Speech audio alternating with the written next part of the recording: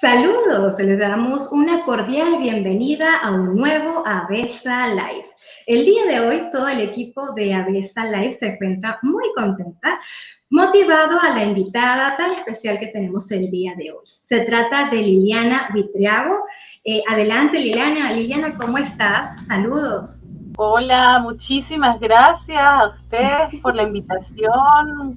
Saludos con muchísimo afecto. Muchas gracias. Estamos muy contentas, Liliana, por tenerte acá. Bueno, nuestra invitada del día de hoy es ecofeminista, investigadora, activista en el grupo de trabajo Mujeres, Cuerpos y Territorios. Es importante que le sigamos la pista a este grupo, ya que se encargan de diversas aristas de trabajo, pero especialmente persigue explorar los argumentos e ideas centrales que en años recientes y ante la evolución de trabajo intelectual que ha acompañado luchas territoriales de mujeres y comunidades que han producido y que se han producido en los ecofeminismos latinoamericanos. Más adelante estaremos profundizando acerca de este grupo de trabajo, sobre su devenir y el quehacer que tienen en la actualidad.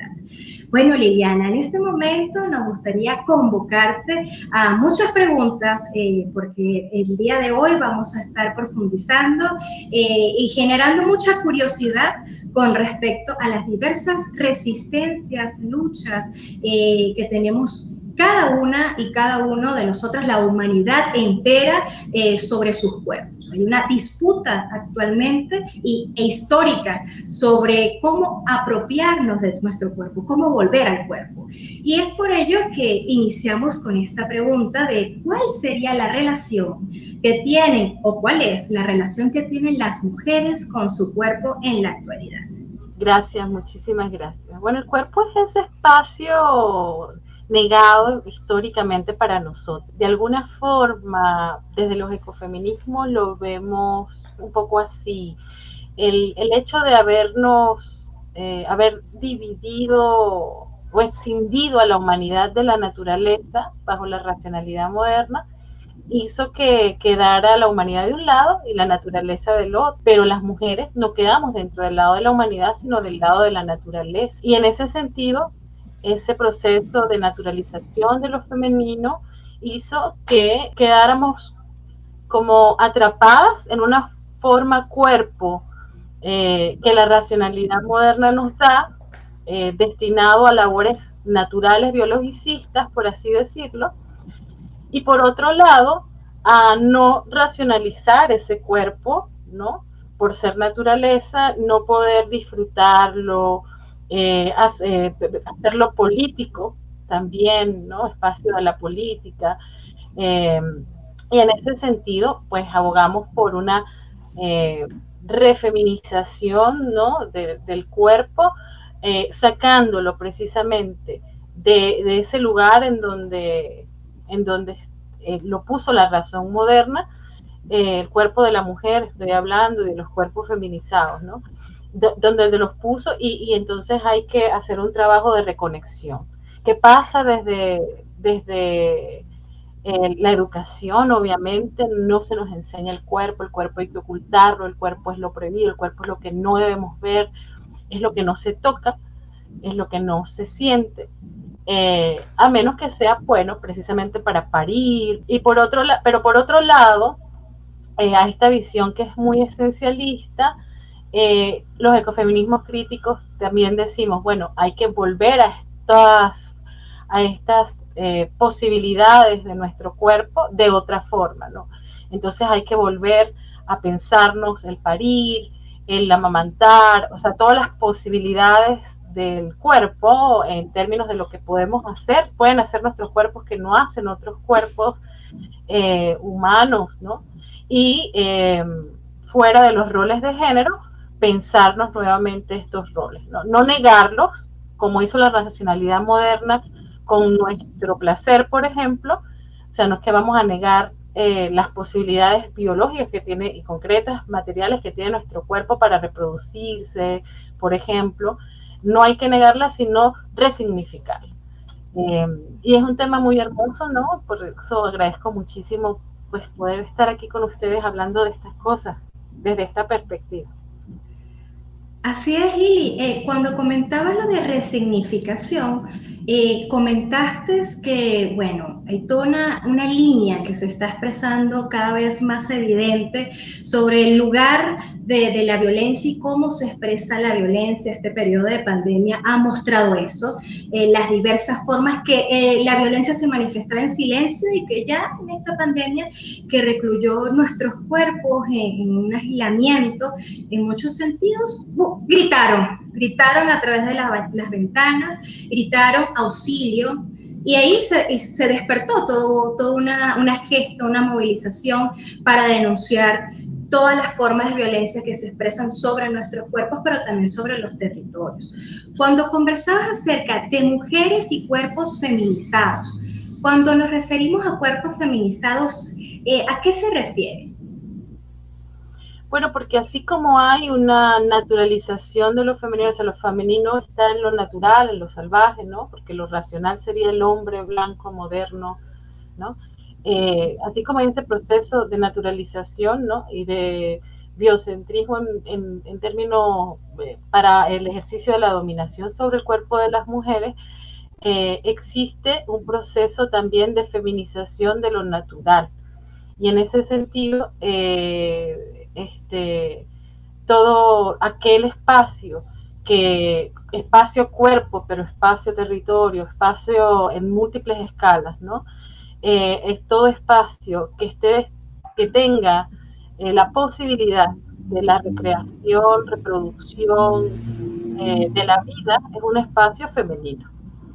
Entonces, en ese sentido, las comunidades que históricamente, por ejemplo, tienen el rol de la reproducción del alimento, del cuidado de la naturaleza, pensemos en pueblos indígenas, comunidades campesinas, son espacios que son subvalorados, son espacios que son vistos incluso no como trabajo o son vistos como trabajos no importantes y en ese sentido también feminizados de cierta manera, ¿no? Y tratados como se tratan a los cuerpos femeninos, son espacios sometidos, son espacios explotados, son espacios violentados sistemáticamente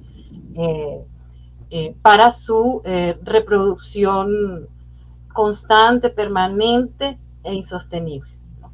Entonces, por eso hablamos de cuerpos feminizados. No tiene que ver, no es solamente en clave mujer, ¿no? Sino en clave de todo cuerpo, más allá de los roles de género, que está en tareas de cuidados. Uh-huh.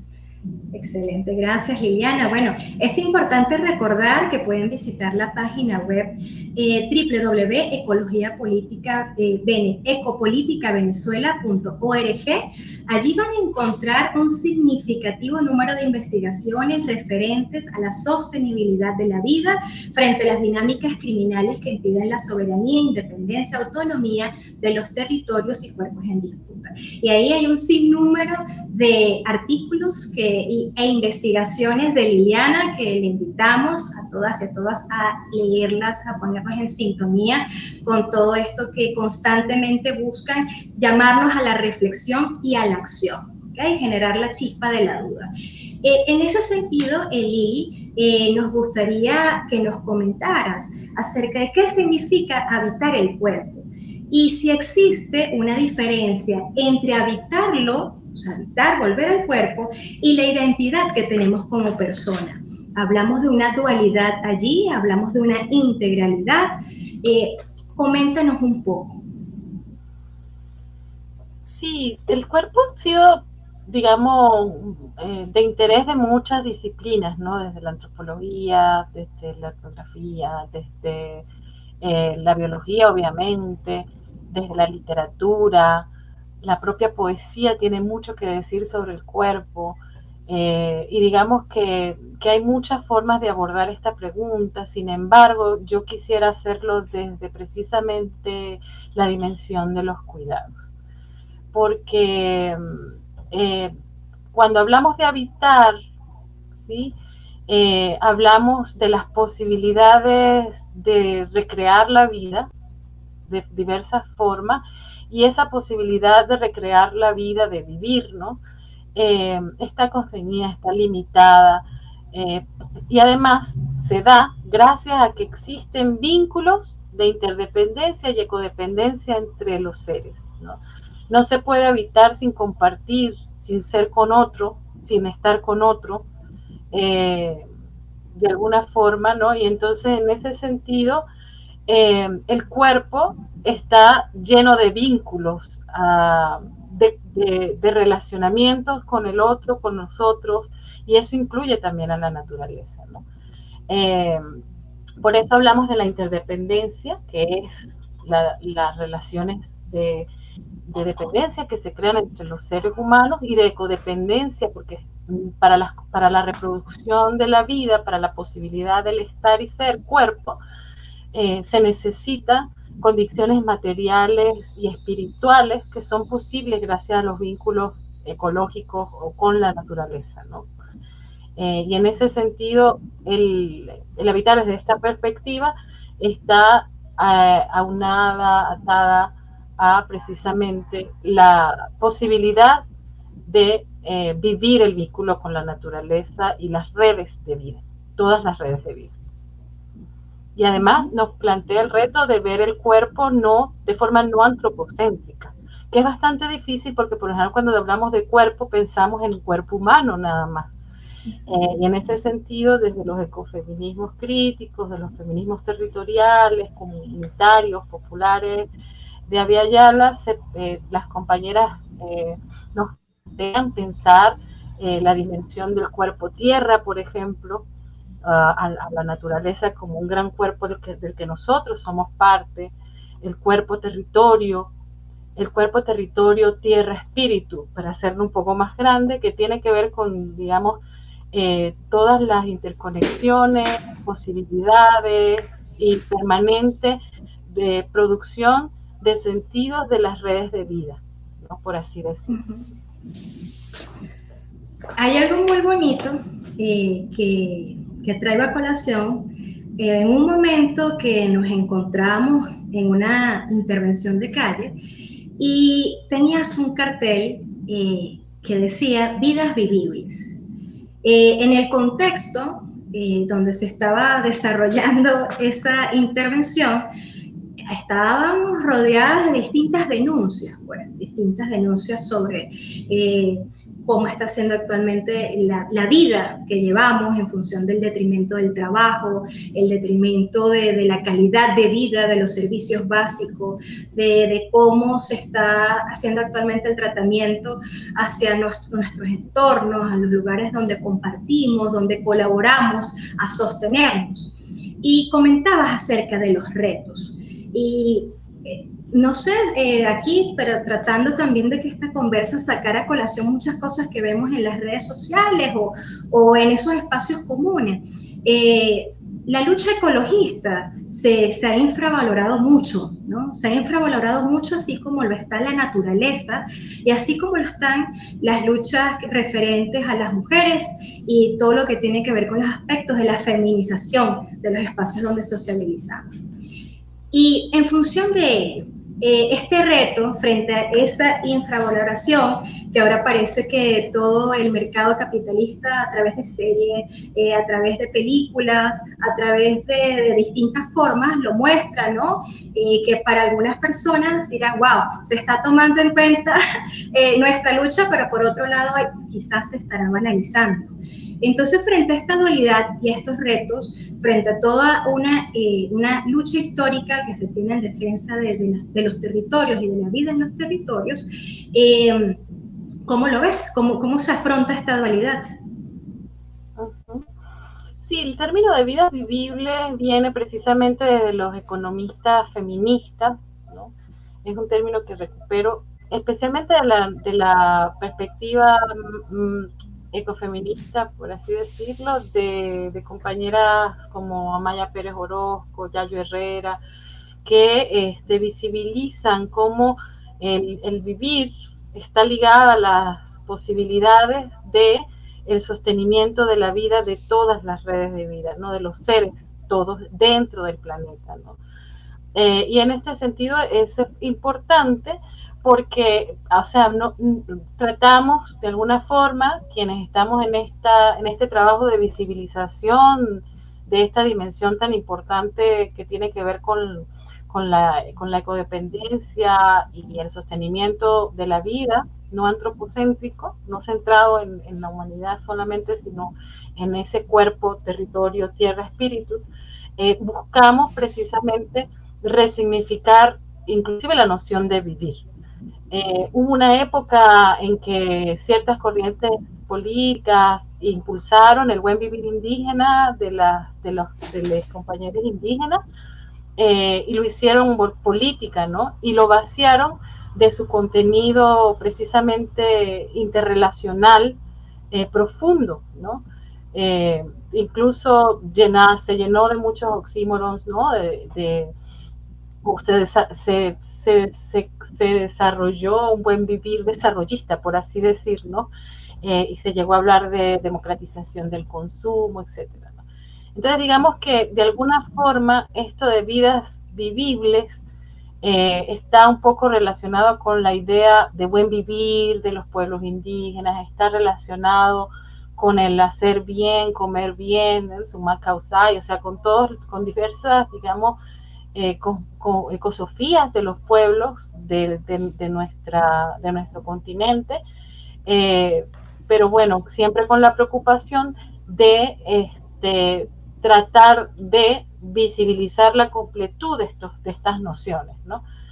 Y bueno, por allí viene un poco esto, de hablar de vidas vivibles, porque además se unen las preocupaciones desde los feminismos por la visibilización del trabajo de cuidados que realizamos, los trabajos de cuidados que realizamos las mujeres para el sostenimiento de toda la humanidad, ¿no? De manera histórica, que es un trabajo no visibilizado, no valorado, muchas veces, la mayoría de las veces tampoco remunerado, no remunerado, y en ese sentido adicionamos desde los ecofeminismos críticos la dimensión de que esos cuidados están relacionados también con el cuidado de la tierra y las condiciones que permiten que establezcamos vínculos ecodependientes, ¿no? Entonces, tener agua, aire limpio, tierra donde sembrar y de donde sembrar y alimentarnos y cuidar esos espacios hace parte de esos cuidados para la vida que realizan principalmente mujeres y cuerpos feminizados, ¿no? Entonces, de alguna forma, yo creo que estos dos elementos, entre otros muchos, pero bueno, estos dos son muy fundamentales para pensarnos los cambios necesarios en este momento, en el marco de, obviamente, un colapso global climático que estamos viviendo y que es muy lento, o puede no serlo también y puede acelerarse bruscamente de la noche a la mañana, ¿no?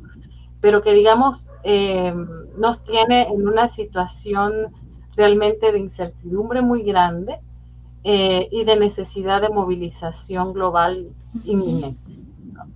Eso es lo que nosotras sentimos desde diversos espacios y discutimos cómo poder hacer eh, que la rabia, ¿verdad?, se transforme también en posibilidad, o el miedo, o toda una serie de sentimientos negativos que vienen con el colapso en general, porque realmente el colapso y las crisis traen mucha desesperanza. ¿Cómo hacemos que eso se transforme en demanda por dignidad y por sostenibilidad de la vida, ¿no? Y en ese sentido creemos que hay que retomar un discurso esperanzador, de movilización, centrado precisamente en esa energía que tenemos para reproducir la vida, ¿no? O sea, estamos en defensa de la vida realmente en este momento. Así es. Y con la frase sembraron terricidio, cosecharon rebelión, ¿se pueden entender entonces, Liliana, las luchas a través del cuerpo? Por supuesto.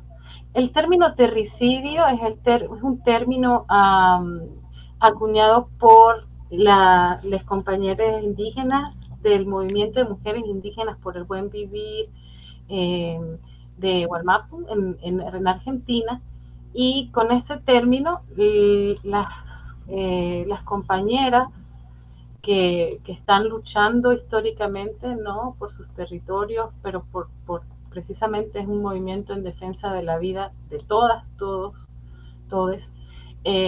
Con este término se resumen el en terricidio se buscan visibilizar múltiples violencias: ecocidio, feminicidio, transfemicidio, epistemicidio, que sería todo eso sumado, para ellas se denomina terricidio.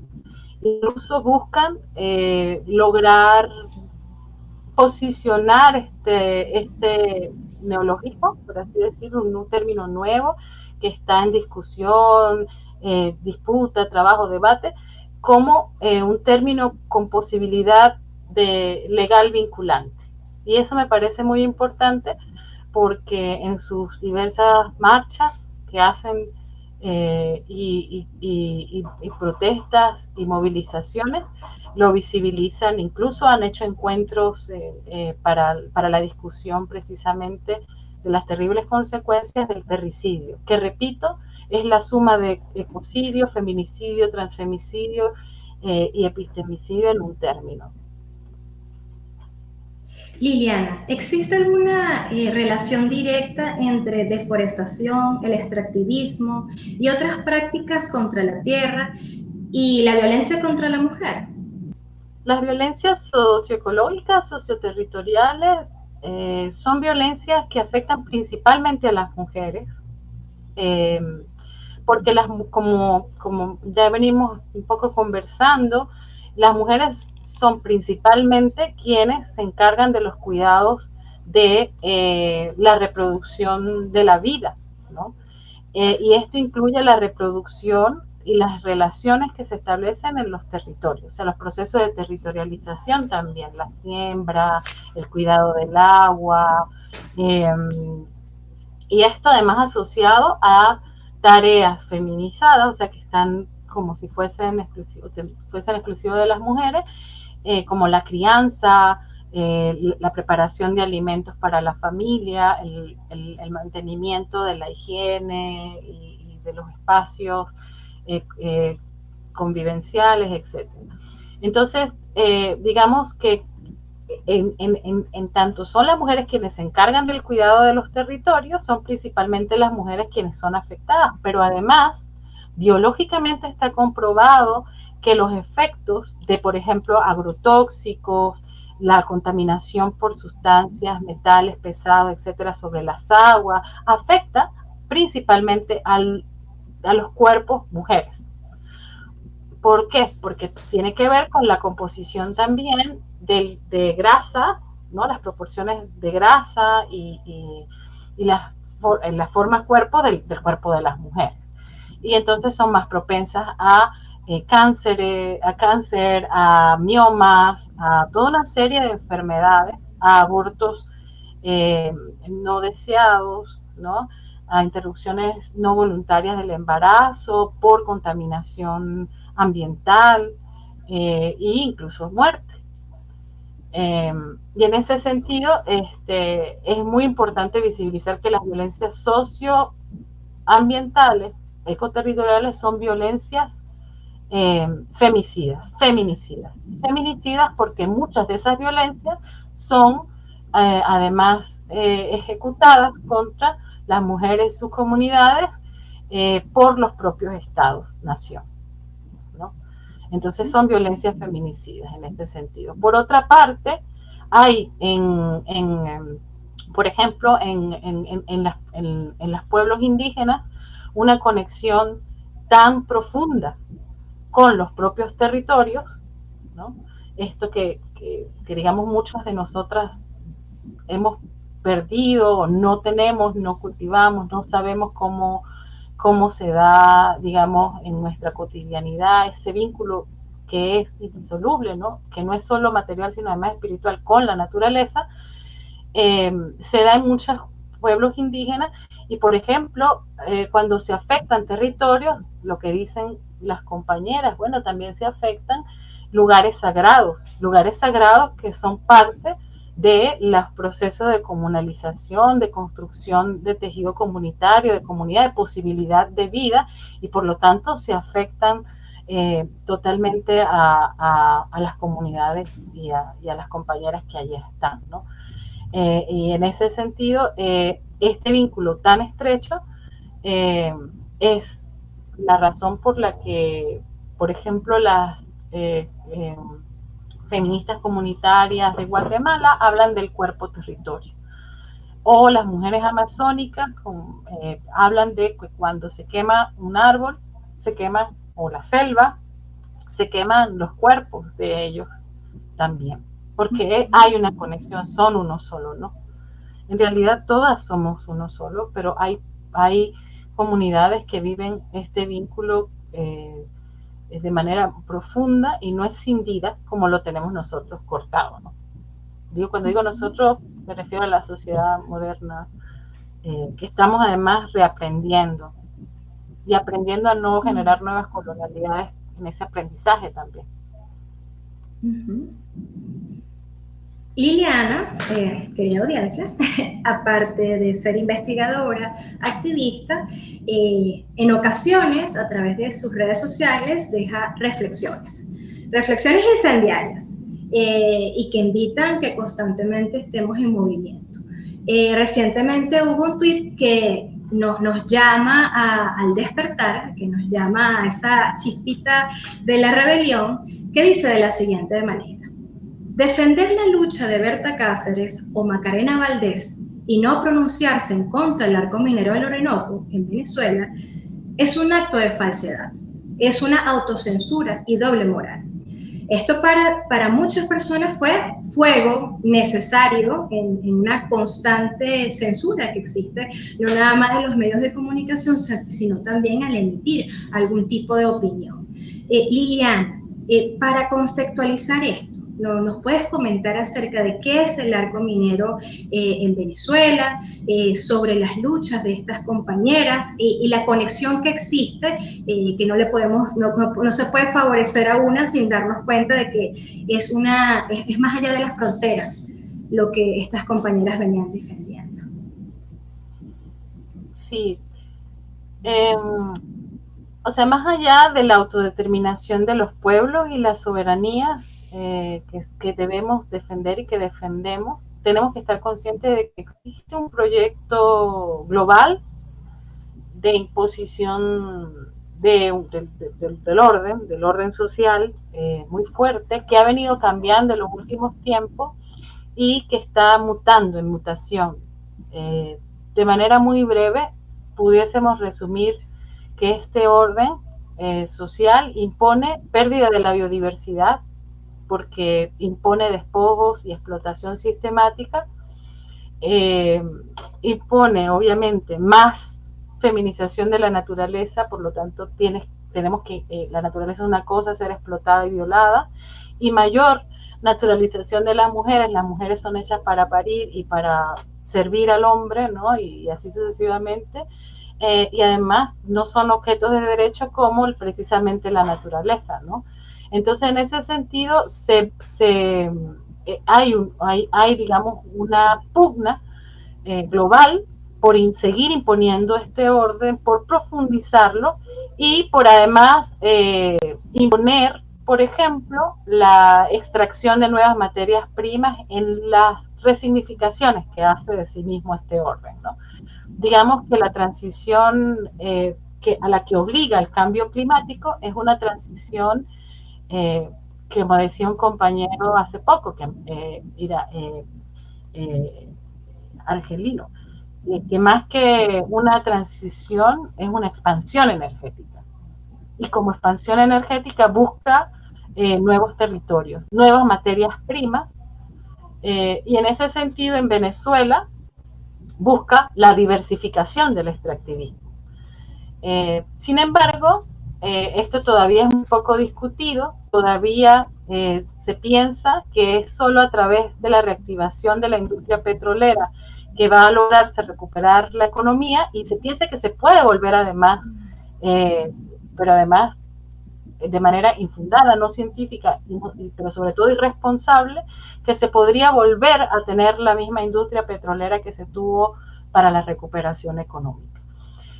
Y esto no hace la crítica necesaria que hay que hacer al propio modelo de desarrollo que nos tiene en este colapso crisis en el que estamos actualmente. Y en esa pugna hacia la extracción de toda una serie de materias primas que es posible que no nos estemos enterando, que ya están siendo vendidas y que sirven para apalancar las transiciones ecológicas del norte global, ¿no? Y en eso habemos articulaciones de movimientos en los diversos sures, ¿sí?, por así decir, y también en los sures de los nortes, que también hay que decir que existen, tratando de visibilizar que nosotras no queremos ser zonas de sacrificio, ni queremos apalancar el desarrollo y transición de los nortes globales a punta de la muerte de nuestros ríos, de nuestros territorios.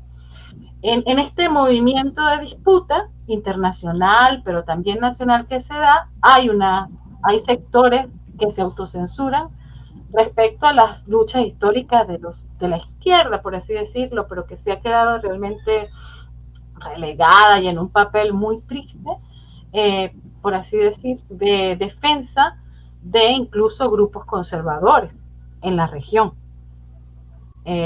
Y en ese sentido se autocensuran y no dicen nada con respecto a los grandes megaproyectos que en Perú, que en Bolivia, que en Ecuador, que en México, que en absolutamente todos los países de Latinoamérica se están desarrollando para apalancar ese desarrollo o neodesarrollo basado en estas materias especiales, nuevas que se requieren para la transición energética. Es un tema complejo, pero lo que es cierto es que hay que seguir denunciando y en donde podamos decir que el arco minero del Orinoco es muerte, es la muerte de nuestros hijos, porque de nuestros ríos, es la muerte de la vida como la conocemos, porque sencillamente es insostenible cualquier tipo de posibilidad de alimentación, de vida en nuestros territorios. ¿Por qué? Porque se contaminan las principales fuentes de agua, porque se desmovilizan a los pueblos indígenas, porque se están afectando parques nacionales, que son parques nacionales y zonas protegidas por lo vulnerable de sus ecosistemas y por lo que implica y significa para el equilibrio ecológico.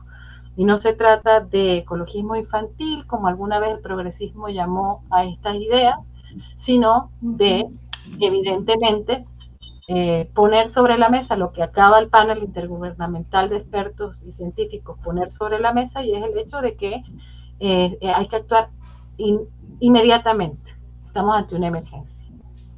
Y no se puede sacrificar a la justicia ambiental por la justicia social. Es inconcebible que exista, no se puede lograr justicia social sin justicia ambiental y de género. Maravilloso, Liliana. Muchísimas gracias. Queremos saber en qué se encuentra en este momento, qué planes tienen en el devenir próximo el Grupo de Trabajo Mujeres, Cuerpos y Territorios. Gracias. Bueno, sí, allí vemos una diversidad de actores, ¿no? Y estamos centrados en diversos ejes, ¿no? No estamos todos en el mismo lugar geográfico, pero sí concentrados energéticamente como en las más o menos mismas luchas.